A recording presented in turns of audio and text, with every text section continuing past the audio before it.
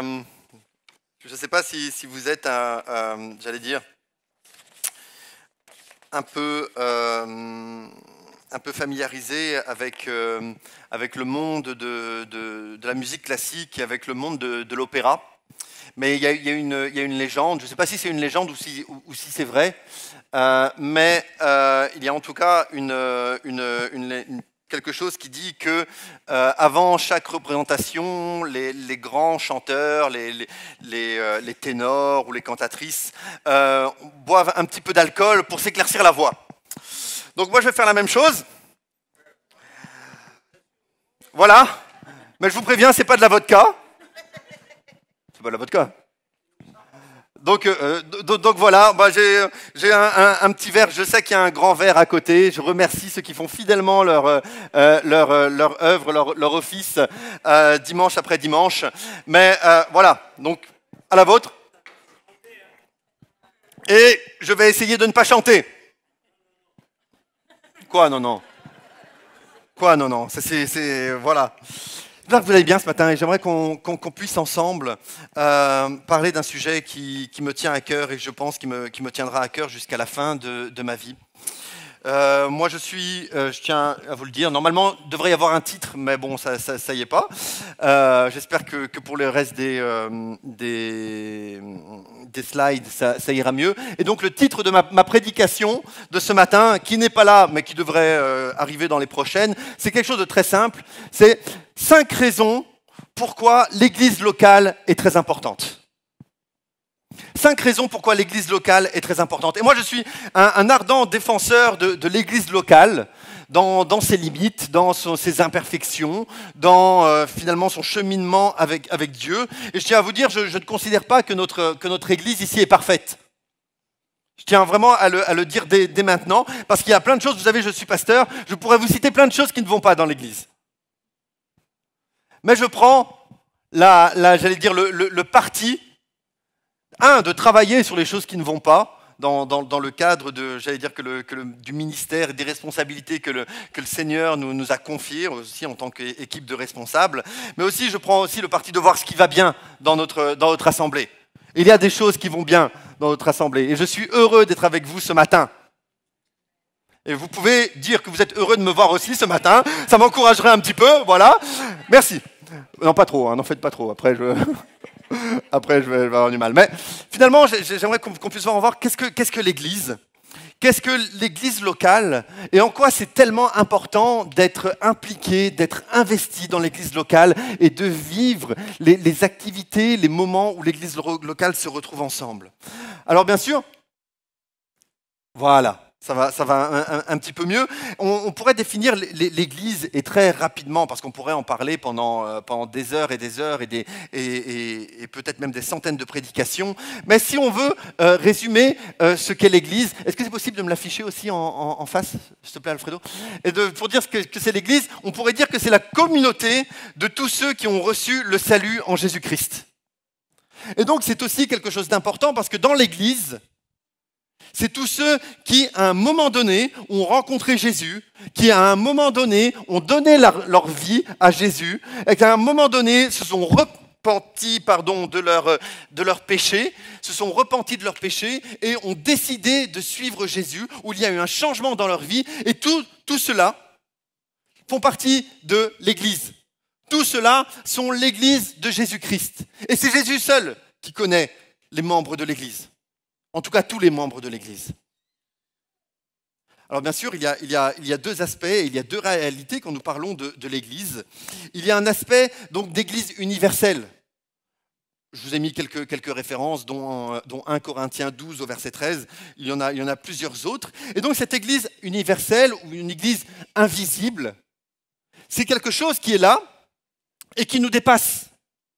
Parce que nous ne connaissons pas tous les membres de l'Église de Jésus-Christ. Nous ne connaissons pas tous ceux qui ont rencontré Jésus-Christ. Nous ne connaissons même pas tous ceux qui ont rencontré Jésus-Christ dans notre rue.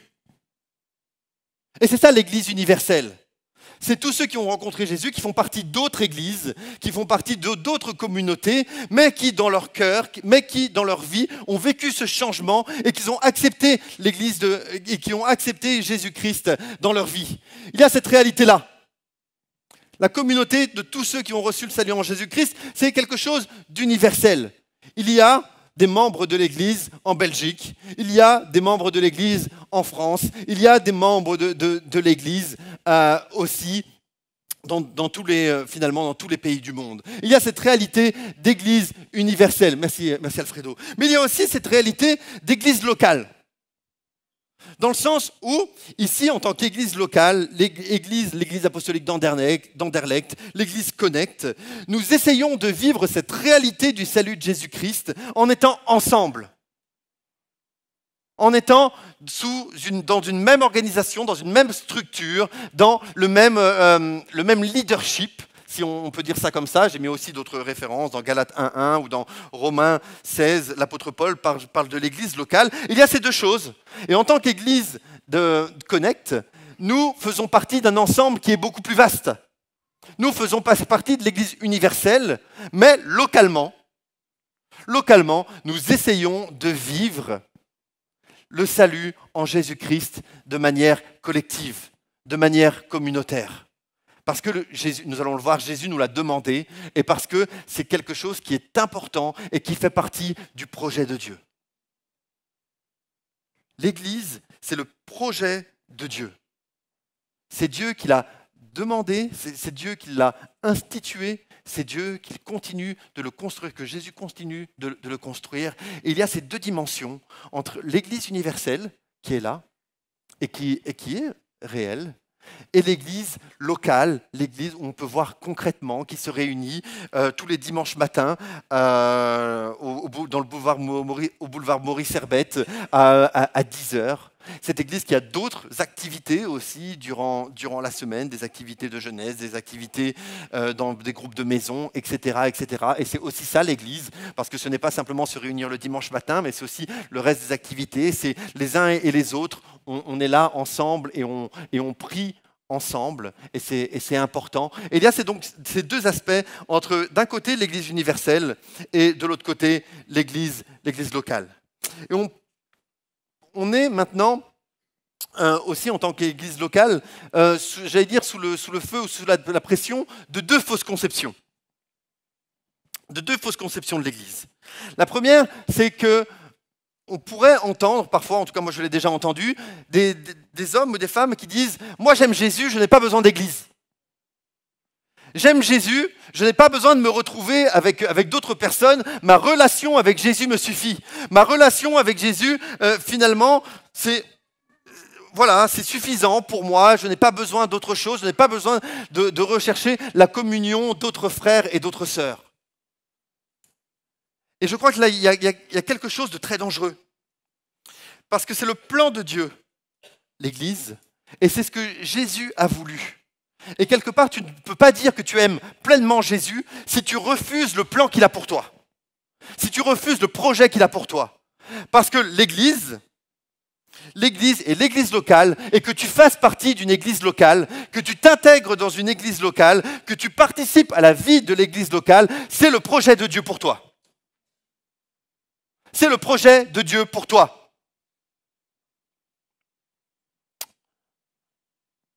Et c'est important de se le rappeler. Parce que si nous sommes là ce matin, c'est que nous voulons marcher dans le projet que Jésus a pour nous. J'aime Jésus, je n'ai pas besoin d'église. Ceux qui disent cela, malheureusement, je leur répondrai, mais alors tu ne comprends pas ce que Jésus veut pour toi. Tu ne comprends pas ce que Jésus a pour toi jour après jour. Et puis il y a un deuxième problème qui est assez récent, une mauvaise conception qui dit « mais moi je n'ai pas besoin d'église physique, j'ai mon église sur Internet ».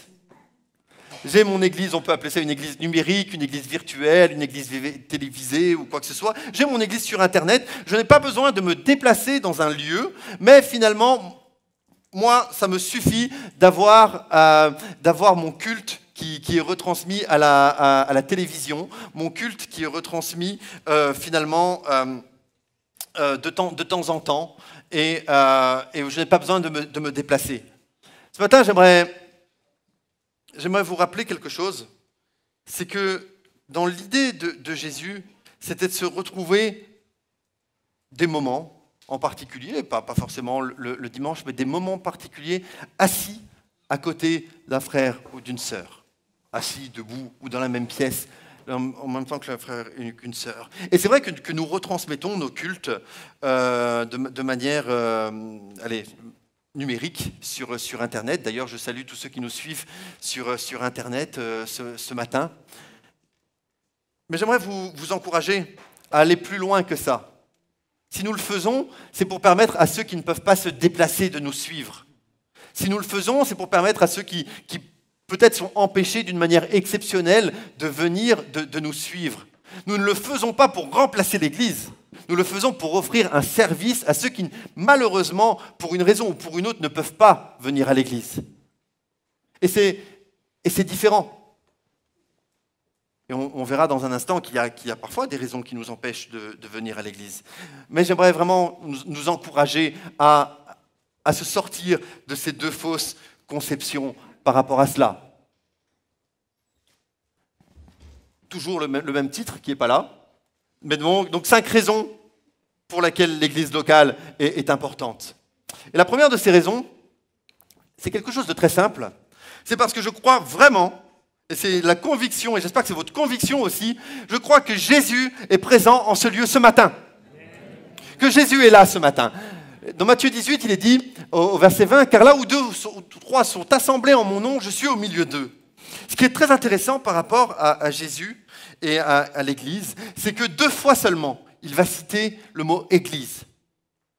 C'est 2 fois que l'on retrouve dans l'évangile de Matthieu, et uniquement dans l'évangile de Matthieu, il n'en parlera pas ni dans l'évangile de Marc, de Luc ou de Jean, mais uniquement dans l'évangile de Matthieu, il va en parler 2 fois. Il va en parler une fois dans Matthieu au chapitre 16, où il va avoir ce dialogue avec Pierre, et où il va dire, ben voilà, l'Église, des portes de l'enfer ne prévaudront pas contre elle. Toute cette discussion qu'il a avec Pierre, et je vous encourage à le relire dans Matthieu 16.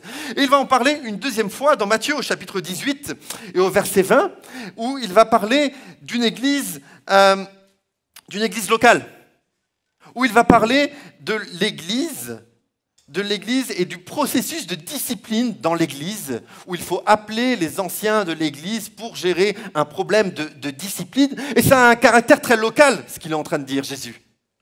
Et ces paroles, car là où 2 sont réunis en mon nom, c'est la suite de cela. Pour Jésus, dans son esprit, dans ce qu'il est en train de dire, c'est que là où 2 ou 3 sont assemblés en mon nom, il est en train de parler d'une église. Et il est en train de parler de l'église locale. Il n'est pas en train de parler d'autre chose. Et parfois on cite ce verset parfois à tort et à travers, mais il est en train de parler de l'église locale, de la réalité de l'église locale. Et je crois que c'est encore important de le souligner. Alors bien sûr, vous allez me dire, oui, mais moi je vis la présence de Jésus chaque jour. Oui, c'est vrai. C'est vrai, Jésus est avec nous tous les jours. Mais je crois qu'il y a une présence particulière du Seigneur alors que nous nous retrouvons d'une manière communautaire, alors que nous nous retrouvons d'une manière collective. Et nous croyons que le Seigneur est là, présent parmi nous ce matin. Et je crois que c'est important. C'est important parce que ça change beaucoup de choses si nous croyons que Jésus est là ce matin. Ça change beaucoup de choses. Parce que si Jésus est là ce matin, alors nous nous préparons. Alors nous nous préparons. Moi, je suis convaincu. Mais alors vraiment, je ne sais pas si vous le faites ou si vous ne le faites pas, mais si chacun d'entre nous, le samedi soir ou le dimanche matin, on prend 10 minutes, un quart d'heure pour prier pour le culte, vous allez voir que nos cultes vont changer. Vous allez voir que nos cultes vont changer. Vous allez voir que nous allons vivre des choses encore plus fortes avec le Seigneur. Et merci Seigneur pour ce que nous vivons jusqu'à présent. Mais je crois qu'on touche simplement du doigt quelque chose d'encore plus grand. Qu'on touche simplement du doigt quelque chose d'encore plus fort. Et parfois, je peux entendre l'un ou l'autre dire « Oui, mais je ne vis rien pendant les cultes. » Moi, je dis « Mais est-ce que tu t'es préparé ? Est-ce que tu t'es préparé ? Est-ce que tu t'es préparé pour venir dans la maison du Seigneur ? Ou alors est-ce que tu viens par une habitude ? Est-ce que tu viens par une tradition ? Est-ce que tu viens juste parce que tu sais pas quoi faire le dimanche ? Mais si tu viens en étant préparé, alors tu vis quelque chose. Et je vais vous dire encore quelque chose ce matin. Si tu viens en étant préparé, alors tes attentes changent. Si tu regardes à Jésus, alors tes attentes changent. Parce que Jésus est là, présent ce matin. On n'est vraiment pas en train de parler de n'importe qui. Moi, je suis là ce matin. Mais moi, finalement, je ne suis pas grand-chose. Mais si on croit que Jésus est là ce matin, on est en train de parler de Jésus qui sauve, Jésus qui délivre, Jésus qui guérit, Jésus qui transforme, Jésus qui baptise, Jésus qui accompagne dans les douleurs, dans les souffrances, Jésus qui console, Jésus qui est là et qui nous donne une vision nouvelle de notre vie, Jésus qui est capable, comme on l'a chanté, de prendre des orphelins et de leur donner une famille, Jésus qui est capable de tirer les gens de la misère pour leur donner un foyer. Et c'est ce que Jésus a fait, et si nous croyons qu'il est là ce matin, alors ça change notre vision. Alors on vient avec des attentes qui sont différentes. Alors nous ne sommes pas simplement là comme une habitude pour venir chanter quelques chants et entendre une bonne prédication, mais nous sommes là et nous croyons que Jésus est capable de changer notre vie. Et nous croyons que Jésus est capable de changer notre caractère. Et nous croyons que Jésus est là et qu'on ne ressent pas le même. Et ma prière, c'est vraiment qu'à chaque fois que l'on rentre dans ce lieu, nous puissions être changés, nous puissions être transformés, nous puissions être bénis et que nous puissions vivre quelque chose avec le Seigneur. Je crois vraiment que Jésus est présent dans ce lieu et qu'il est présent au sein d'une église et d'une église locale qui se réunit. La deuxième chose que j'aimerais voir avec vous ce matin, et je le crois vraiment, je crois que ma présence ce matin et notre présence, et pas simplement le dimanche matin, mais notre implication aussi dans le cadre de l'Église, c'est un acte d'obéissance. L'Épître aux Hébreux nous dit, au chapitre 10 et au verset 25, « N'abandonnons pas notre assemblée comme c'est la coutume de quelques-uns, mais exhortons-nous réciproquement, et cela d'autant plus que vous voyez s'approcher le jour. » Et donc l'auteur de l'Épître aux Hébreux, on ne sait pas qui c'est exactement, mais l'auteur de l'Épître aux Hébreux est en train de nous dire, ben voilà, vous vivez les temps de la fin, et c'est encore plus la réalité aujourd'hui qu'il y a au moment où ça a été écrit. Il est dit, mais restez ensemble, exhortez-vous ensemble et n'abandonnez pas votre assemblée. Certaines autres traductions diront ne délaissez pas votre assemblée ou ne négligez pas votre assemblée. Et ça, c'est le même mot grec qui peut être traduit de différentes façons. Et soyons bien clairs, à l'époque où cela a été écrit, à l'époque de l'auteur de l'Épître aux Hébreux, il n'y avait qu'une seule assemblée. C'est-à-dire, il n'est pas en train de dire mais ne changez pas d'église. Parce qu'à l'époque, ça n'avait pas de sens. Il n'y avait qu'une seule église. Une seule église qui se réunissait finalement dans des maisons. Et il n'y en avait qu'une, et il n'y en avait pas plusieurs. Et les premiers chrétiens se réunissaient dans les maisons de l'un ou de l'autre qui pouvaient accueillir l'église. Et la forme a changé, bien que pour certaines autres églises, selon la culture, selon les visions, selon les possibilités géographiques ou historiques, ils continuent d'avoir cette forme d'église et c'est tout à fait valable. Je ne dis pas que notre forme d'église est la meilleure, mais je crois qu'il y a ici une demande du Seigneur comme un commandement. Ne délaissez pas votre assemblée, c'est-à-dire impliquez-vous. Impliquez-vous dans votre assemblée. Impliquez-vous. Ne soyez pas simplement des spectateurs, ne soyez pas simplement attentistes ici à être dans votre fauteuil, mais c'est plutôt des chaises, mais vous me comprenez, ne soyez pas attentistes, mais impliquez-vous dans votre église. Impliquez-vous. Et ça ne veut pas dire qu'il faut être à l'église tous les jours de la semaine, mais ça veut dire que vous êtes appelés à prier, à donner de votre temps, à donner de votre énergie, à donner de votre présence à l'Église. Le terme qui est utilisé pour assembler ici, en grec, c'est un terme qui est épisynagogé, qui signifie quand même une organisation, un rassemblement quand même structuré, avec une autorité. Donc ce n'est pas simplement se retrouver, on se dit, bah voilà, une fois de temps en temps, je fais quelque chose chez moi. Non, c'est quelque chose qui est relié à une autorité, qui est relié à une structure. Et je crois que c'est important. Alors certains vous diront, oui, mais moi je vais l'église de temps en temps, il y a des gens qui se réunissent chez moi et on prie ensemble. Je crois que c'est plus que ça, l'église. Il y a une autorité qui doit être là, il y a une structure qui doit être là, il y a une organisation qui doit être là. Et je crois qu'il y a un commandement du Seigneur à nous retrouver ensemble. Il y a un commandement du Seigneur à être ensemble et à vivre cette réalité ensemble. Bien sûr, il peut y avoir des raisons pour lesquelles nous ne sommes pas là le dimanche matin ou dans les activités. Je comprends, il peut y avoir des raisons familiales, il peut y avoir des raisons de santé, il peut y avoir vous pouvez être en vacances et j'ai pas de problème avec cela. Je ne suis pas en train de dire que si vous loupez un dimanche matin, vous allez aller en enfer. Et heureusement. Je ne suis pas en train de dire ça. Mais ce que je suis en train de vous dire, c'est que je crois qu'il y a des bonnes raisons et qu'il y a des mauvaises raisons. Vraiment. Je crois qu'il y a des bonnes raisons et qu'il y a des mauvaises raisons pour ne pas être là le dimanche. Et je ne veux pas vous culpabiliser ce matin, mais j'aimerais simplement qu'on puisse être sensibilisé à cela. Comme vous le savez sans doute, je suis fan de football. Chacun peut, voilà. Hein, c'est peut-être plus facile pour moi que voilà.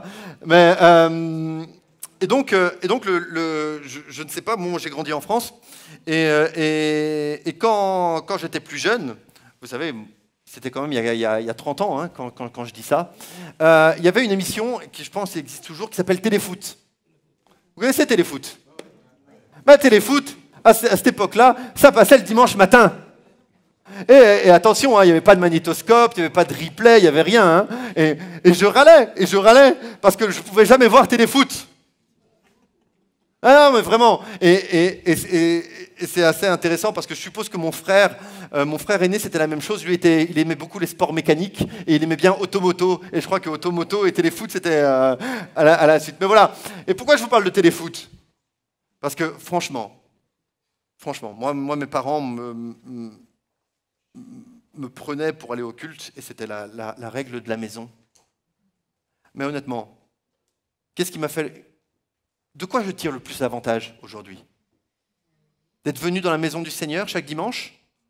Ou alors d'avoir loupé quelques buts de Jean-Pierre Papin? Ah, faut le connaître, hein, Jean-Pierre Papin. Hein. Ah ouais, les plus jeunes d'entre vous, c'est un temps que les moins de 20 ans ne peuvent pas connaître. Hein. Désolé, vous comprenez ce que je suis en train de vous dire ce matin. Ma présence est un acte d'obéissance. Vraiment. Et nous obéissons au Seigneur. Et en étant là ce matin, vous obéissez au Seigneur. Je crois profondément aussi que ma présence dans l'église locale, mon investissement dans l'église locale est un acte d'adoration. Le psaume 84, au verset 10, nous dit « Un jour dans tes parvis vaut mieux que 1000 ailleurs. Mieux vaut un jour dans tes parvis que 1000 ailleurs. » Et c'est vrai. Mais je crois que il y a quelque chose qu'on ne se rend pas forcément compte, mais qui est très important. L'adoration, ce n'est pas simplement le temps que nous vivons le dimanche matin ensemble, où nous prenons une demi-heure, 35 minutes pour chanter des louanges au Seigneur, ou à rentrer dans sa présence. Je crois qu'il faut aller plus loin que ça. L'adoration dans notre vie, c'est à chaque fois où nous disons que Jésus est à la première place et que nous agissons en tant que Jésus à la première place. L'adoration, c'est quand nous disons « Mais Jésus est Seigneur de ma vie ». Et ça dépasse. Ça dépasse simplement le cadre qui est là, que nous vivons le dimanche matin, et qui est excellent, parce que nous avons besoin aussi de vivre des temps d'adoration de manière communautaire, de manière collective. Et ça, c'est vraiment des excellents moments que nous vivons. Mais il s'agit de l'adoration. Et ce matin, j'aimerais aussi souligner quelque chose. C'est que non seulement c'est un acte d'adoration, mais c'est une proclamation que nous faisons en étant là ce matin. C'est une proclamation. Nous proclamons à la fois au monde naturel, mais aussi au monde spirituel, parce qu'il y a une dimension spirituelle, que le dimanche matin, nous mettons Jésus à la première place. Alors que beaucoup de gens sont encore dans leur lit à cette heure-ci, 10h, 11h20, alors que beaucoup de gens sont encore dans leur lit, actuellement, nous proclamons que nous mettons Jésus à la première place. Nous proclamons que passer du temps avec Jésus, avec mes frères et mes sœurs, c'est plus important que mon lit, c'est plus important que téléfoot, c'est plus important que automoto, c'est plus important que tout le reste. Parce que nous avons rendez-vous avec Jésus. et parce que nous sommes là pour l'adorer. Et c'est un sacrifice, bien sûr. C'est un sacrifice. Dans le monde dans lequel nous vivons, où nous sommes soumis à une pression de plus en plus intense, au niveau, pour les enfants, au niveau scolaire, au niveau professionnel, au niveau familial, on a l'impression de courir, et de courir partout, et de courir tout le temps.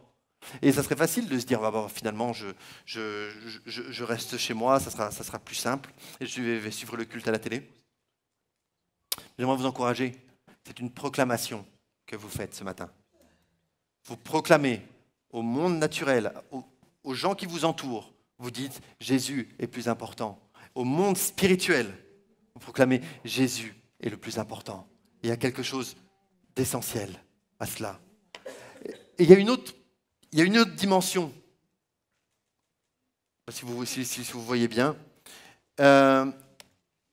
où dans l'Apocalypse, au chapitre 7, il nous est dit ceci, au verset 9, de 9 à 12. « Après cela, je regardais, et voici, il y avait une grande foule que personne ne pouvait compter, de toute nation, de toute tribu, de tout peuple et de toute langue. Ils se tenaient devant le trône et devant l'agneau, revêtus de robes blanches et de palmes dans leurs mains. Et ils criaient d'une voix forte en disant, « Le salut est à notre Dieu, qui est assis sur le trône et à l'agneau. » Et tous les anges se tenaient autour du trône, et des vieillards et des 4 êtres vivants. Ils se prosternèrent sur leurs faces devant le trône, et ils adorèrent Dieu en disant « Amen, la louange, la gloire, la sagesse, l'action de grâce, l'honneur, la puissance et la force soient à notre Dieu au siècle des siècles. Amen. » Ce que nous vivons, alors que nous le vivons de manière collective le dimanche, mais aussi les autres fois où nous retrouvons, c'est un acte d'adoration, mais il y a quelque chose de prophétique dans ce que nous vivons.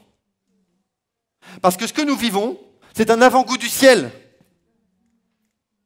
Que vous le vouliez ou non, vous allez passer l'éternité avec moi.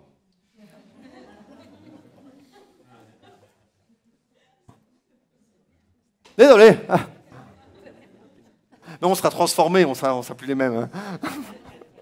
Vous inquiétez pas. Vous inquiétez pas, il y a encore du chemin et Dieu est assez puissant pour me changer totalement. Mais nous allons passer l'éternité ensemble. Et ce que nous vivons, c'est un avant-goût de ce que nous allons vivre durant l'éternité. C'est un avant-goût du ciel. C'est un avant-goût finalement de ce que sera notre louange à notre Dieu quand nous serons face à face avec lui. Et il y a quelque chose de beau. Et quand on ne se retrouve pas en église, alors on manque cela. Désolé, mais on manque cela. On ne passera pas l'éternité tout seul. On ne passera pas l'éternité uniquement en face de Jésus et il n'y aura personne. Non. Il y a cette idée de groupe, il y a cette idée d'église où on sera ensemble. Et alors là, on vivra pleinement l'église universelle. Alors là, quand on sera au ciel, on vivra pleinement cette dimension où nous nous retrouverons avec tous ceux qui ont accepté Jésus. Mais pour l'instant, aujourd'hui, nous vivons simplement l'église. Là où nous sommes, dans cette église connecte, là où le Seigneur nous a placés. Et là, avec ce que le Seigneur nous donne. Et nous le vivons comme un acte d'adoration où nous disons, mais Seigneur, je ne sais pas quand tu reviens. Seigneur, je ne sais pas quand tu vas me reprendre. Mais ce que je vis ce matin, c'est un avant-goût de ce que tu as prévu pour moi. Et j'espère que ça vous réjouit. Que ça vous réjouit, pas de passer l'éternité avec moi, mais de passer l'éternité avec Jésus et avec vos frères et avec vos sœurs. Enfin, 4e chose, c'est le lieu de ma croissance. Je crois que l'église locale, c'est ce que Jésus a prévu pour nous que nous puissions grandir, que nous puissions croître. Acte 2, 42 nous dit « Il persévérait dans l'enseignement des apôtres, dans la communion fraternelle, dans la fraction du pain et dans les prières. » Acte 2, 42, on appelle ça les 4 piliers de la première église. Et je crois que c'est ce que nous essayons de vivre. Nous essayons de le continuer, nous essayons de le perpétuer ensemble, où lors de nos rassemblements, nous essayons de donner un enseignement conforme à ce que disaient les apôtres, où nous vivons la communion fraternelle, où nous prions les uns et les autres, où nous faisons monter notre louange, qui est aussi une forme de prière, et où nous prenons le repas du Seigneur, où nous partageons le pain ensemble. Et c'est pour ça que je me suis dit, on va prendre le repas du Seigneur après, parce que je crois que c'est une manifestation aussi de l'Église locale, quand nous prenons le repas du Seigneur ensemble, où nous vivons l'Église d'une manière particulière, où nous vivons l'Église d'une manière spéciale à travers le pain, à travers le fruit de la vigne. Mais c'est le lieu de notre croissance. Je parle beaucoup de croissance. Vous avez peut-être remarqué ça dans mes différentes prédications, parce que je crois que c'est quelque chose d'essentiel. Je crois que nous sommes appelés en tant que disciples à grandir et à continuer de grandir et de grandir encore, de grandir dans notre relation avec Dieu, de grandir dans notre service pour Dieu, de grandir dans notre communion fraternelle les uns avec les autres. Mais c'est le lieu de notre croissance. Vous venez ici pour grandir. Vous n'êtes pas simplement ici pour vous faire du bien, et le Seigneur nous fait du bien, ça c'est clair, mais nous sommes ici pour grandir en tant que disciples. Parce que si nous restons toujours au même endroit, si nous pensons que nous n'avons pas besoin de grandir, alors il y a un problème. Alors mes amis, il y a un problème. Parce que nous restons toujours les mêmes. Et bien sûr que grandir, parfois, ça fait mal. Bien sûr que grandir, parfois, le Seigneur met le doigt sur quelque chose qui doit être changé dans nos vies. Bien sûr que grandir, ça passe par une vie de sanctification où nous mettons le péché de côté. Et que ça peut être douloureux. Mais l'Église locale, c'est ce que Jésus a prévu pour notre croissance. Pour que chacun d'entre nous, ici, nous puissions grandir. Et que intérieurement, nous puissions être transformés. Que nous puissions être changés. Et c'est le lieu de notre croissance. Il y a ce passage que j'aime beaucoup dans la première épître aux Corinthiens, où l'apôtre Paul reprend l'église de Corinthe, et il dit « Mais en faisant la remarque suivante, je ne peux pas vous féliciter, car vous vous rassemblez non pour devenir meilleur, mais pour devenir pire. » C'est un peu dur, mais c'est vrai que quand on lit l'église de Corinthe, ce qu'elle vivait dans les deux épîtres que Paul leur écrit, c'est vrai qu'il y avait quand même des soucis assez graves, il y avait quand même des problèmes assez importants. Mais j'espère que vous vous rassemblez pour être meilleur. Pour qu'il y ait un changement dans votre vie. Pourquoi on est là ce matin? Alors bien sûr, nous sommes là pour vivre la présence du Seigneur, mais il y a un moment où si nous sommes là, en tant que disciples de Jésus, nous disons, mais Seigneur, enseigne-nous. Seigneur, fais-nous avancer. Seigneur, fais-nous grandir. Et Seigneur, ne nous laisse pas là où nous en sommes. Aucun d'entre nous n'est parfait ce matin. Aucun d'entre nous n'est parfait ce matin. Et à partir du moment où on croit que l'on est, à partir du moment où on se dit « mais moi j'ai plus rien à apprendre », à partir du moment où on se dit « mais moi, finalement, Jésus a fini son œuvre en moi », alors à ce moment-là, on arrête d'être un disciple. Et alors là, on a l'arrogance parce qu'on se croit semblable au Maître. Et j'aimerais que ce matin, nous puissions être là et dire « mais Seigneur, je viens. Et si je viens ce matin, c'est pour que tu me changes, pour que tu me transformes et pour que tu me fasses grandir. » Comme le fer aiguise le fer, ainsi l'homme aiguise la face de son ami, nous dit le Proverbe 27 au verset 17. Et ça, c'est très intéressant parce que je crois que l'une des manières que Jésus utilise pour nous faire grandir, c'est notre relation avec les autres. C'est notre relation avec les autres. Et, la personne qui est à côté de vous, ou pas forcément à côté de vous, elle est là, elle est soit là pour votre joie, ou elle est là pour votre sanctification. Mes amis, vous savez, comme je le disais, il n'y a personne de parfait dans cette église. Et c'est évident que parfois il peut y avoir des frottements, il peut y avoir des conflits dans l'église. Mais un conflit qui est bien géré, un conflit qui se règle devant le Seigneur, c'est quelque chose qui va vous faire grandir. Comme le fer aiguise le fer, vous avez sans doute déjà vu des films, des photos, des vidéos ou quoi que ce soit, où on voit des cuisiniers aiguiser leur couteau. Alors ils sont super forts. Moi, j'ai vu des vidéos, c'est des Japonais qui font ça. Je ne sais pas comment ils arrivent à faire ça, mais bon. Comme le fer aiguise le fer, l'homme aiguise la face de son ami, et on s'aiguise les uns les autres. On se rend affûté. On se rend meilleur. Parce que c'est comme ça que l'Église l'a vécu. Si vous ne venez pas à l'Église parce que vous trouvez qu'il y a des gens imparfaits, c'est comme si vous n'allez pas chez le docteur parce qu'il va y avoir des malades dans la salle d'attente. Ami, on est imparfait. Et peut-être même que je suis en train de vous agacer ce matin. Moi, je suis prêt. Moi, je suis prêt à ce qu'on en discute après. Hein, c'est pas un problème. Mais j'aimerais aussi qu'on se rende compte que la personne d'entre nous la personne qui est à côté de nous, elle est aussi en chemin. Elle est aussi dans cette marche avec Dieu. Elle a besoin de vos prières. N'abandonnons pas notre assemblée, comme c'est la coutume de quelques-uns, mais exhortons-nous réciproquement, et d'autant plus que nous voyons s'approcher le jour. Et c'est aussi un encouragement à nous encourager. Soyez une source d'encouragement pour celui qui est à côté de vous, pour celui que vous allez rencontrer. Parlez-lui, encouragez-le, priez pour lui. Exhortons-nous réciproquement. Exhortons-nous réciproquement. C'est tellement bon de nous encourager les uns les autres. C'est aussi, et je vais terminer par là ce matin, c'est le lieu de mon ministère et de ma destinée.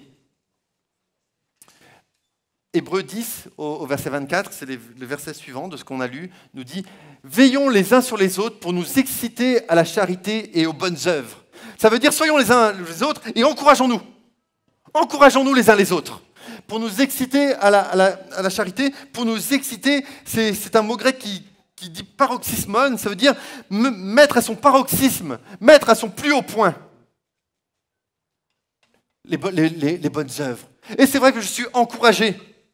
Je suis encouragé, et je suis encouragé vraiment par plusieurs d'entre vous, quand je vois votre service, quand je vois votre implication dans l'œuvre de Dieu. Et vous m'encouragez.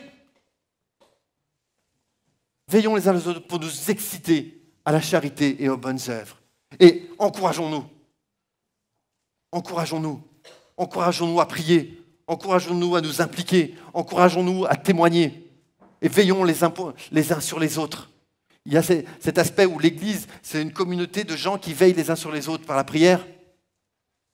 Prenez des sujets de prière les uns avec les autres. C'est le lieu de mon ministère. C'est le lieu où Jésus m'a destiné à être. Car nous sommes son ouvrage ayant été créés en Jésus-Christ pour de bonnes œuvres que Dieu a préparées d'avance afin que nous les pratiquions. Et bien sûr, on peut pratiquer les bonnes œuvres de Dieu et notre ministère, notre service pour Dieu ne se résume pas à ce que nous vivons dans l'Église. Ça, c'est évident. Vraiment. Mais il y a aussi cette réalité où l'Église est notre lieu de service pour nos frères et pour nos sœurs. 5 raisons. Parce que Jésus est là, ce matin. Parce que c'est un acte d'adoration, un acte d'obéissance. Parce que c'est un acte d'adoration. Parce que c'est le lieu de ma croissance. Parce que c'est le lieu de mon service. Pourquoi nous nous réunissons ce matin? Nous nous réunissons pour recevoir quelque chose de Dieu. Et nous croyons que comme Jésus est là, il y a quelque chose que nous pouvons vivre avec Dieu. Nous nous réunissons pour donner quelque chose à Dieu. C'est notre louange, notre adoration, notre service. Nous nous réunissons pour nous encourager mutuellement par notre foi. J'espère que vous êtes encouragés ce matin et encouragés à vivre cette réalité de l'Église locale. Nous nous réunissons pour nous bénir mutuellement. Et nous nous réunissons pour travailler ensemble. Et j'aimerais que ce matin, pour conclure ce moment, nous puissions prendre le repas du Seigneur ensemble.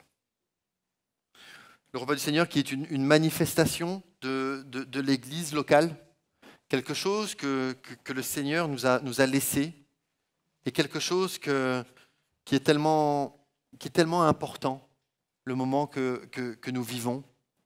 Le psaume 133 nous dit, et vous le connaissez sans doute, « Oh, qu'il est bon et qu'il est agréable pour des frères de se trouver ensemble. C'est comme l'huile parfumée répandue sur la tête qui descend sur la barbe d'Aaron et qui coule jusqu'au bord de ses habits. C'est comme la rosée qui descend de l'Hermon sur le mont de Sion.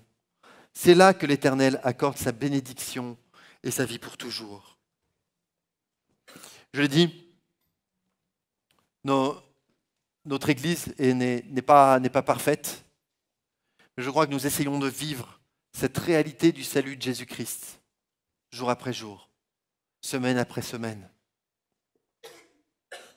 Et je vous encourage à considérer votre Église comme votre Église, comme le lieu où Jésus vous a placé, comme le lieu où Jésus a quelque chose pour vous, comme le lieu où Jésus veut vous rencontrer, comme le lieu où Jésus veut vous faire avancer et vous faire grandir, comme le lieu où vous pouvez être une bénédiction avec vos frères et vos sœurs, malgré les imperfections et malgré les limites de chacun.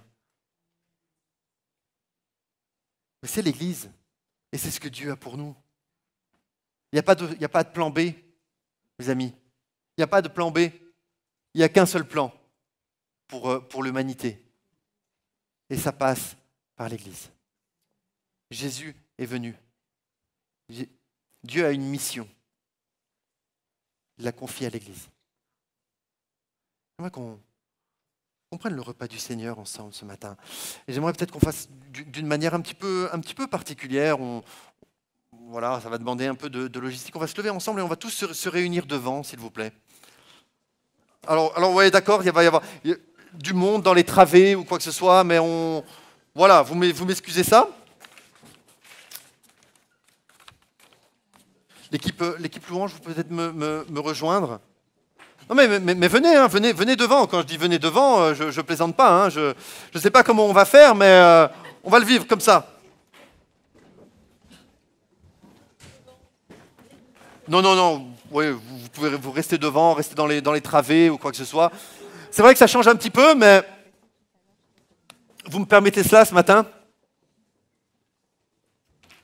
Et on est là dans la table du Seigneur. Ce que Jésus nous a laissé. Et je crois profondément qu'il nous a laissé cela et qu'il a institué le repas du Seigneur, qu'il a institué la Sainte Seine pour que nous comprenions encore plus ce qu'est la réalité de l'Église et ce qu'est la réalité de l'Église locale. Alors que nous sommes là, réunis ce matin, il y a cette réalité où nous prenons ce repas du Seigneur, où nous nous souvenons que Jésus est mort pour nous, qu'il a donné son corps, qu'il a donné son sang, et nous nous souvenons qu'il a fait cela pour chacun d'entre nous, et nous nous souvenons qu'il l'a fait pour le frère qui est à côté de moi. Il l'a fait pour moi, il l'a fait pour toi. Il l'a fait pour chacun d'entre nous, et je pourrais citer le prénom de chacun d'entre nous ce matin. Alors on va prendre ce repas ce matin. On va prendre le repas du Seigneur. Mais j'aimerais que quand on prend ce morceau de pain, quand on va prendre ce gobelet de jus de raisin, alors on saisisse la réalité de ce qu'est l'Église, de celui qui est à côté de moi, et là où le Seigneur m'a placé. Il n'y a pas de hasard. Moi, je ne crois pas au hasard. Moi, je connais Dieu, j'apprends à le connaître jour après jour, mais je sais qu'il n'y a pas de hasard. Et si le Seigneur nous a placés là, chacun ensemble, c'est qu'il y a quelque chose pour nous changer, pour nous transformer, pour nous faire grandir, pour que nous vivions quelque chose avec lui. Il faudrait simplement qu'on ferme les yeux ensemble ce matin. Ouais, Jésus.